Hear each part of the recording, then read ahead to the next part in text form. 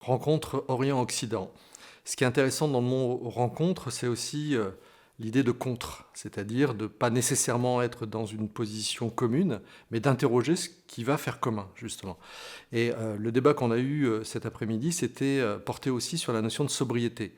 Et c'était extrêmement intéressant de voir que, à partir d'un même constat scientifique sur la situation de crise écologique grave qu'on vit, eh bien, on considérait à peu près tous autour de la table que la sobriété était une possibilité d'action intéressante. Et puis là, on a vu des bifurcations entre une conception de la sobriété qui finalement pouvait être considérée comme une forme d'aménagement transitoire de situation de vie, de système de production économique, etc.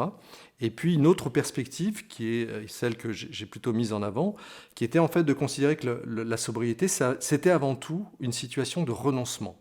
Renoncement à un imaginaire de l'abondance, renoncement à l'idée qu'on va pouvoir facilement transférer la richesse injustifiée et injustifiable des plus riches aux plus pauvres, le fait qu'on va aussi considérer que la sobriété ne concerne que les rapports entre les humains, mais après tout, on a aussi beaucoup d'impacts négatifs sur les autres terriens, tous les autres espèces vivantes, etc.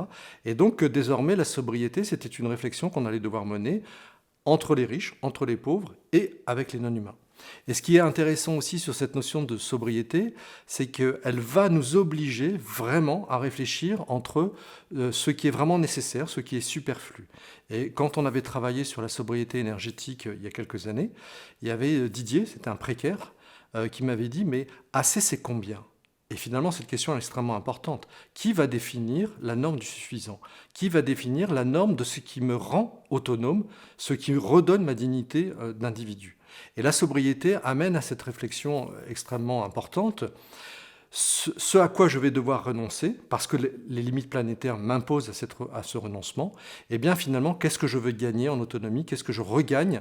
Parce que finalement, je vais établir d'autres rapports avec les humains et d'autres rapports avec les non-humains.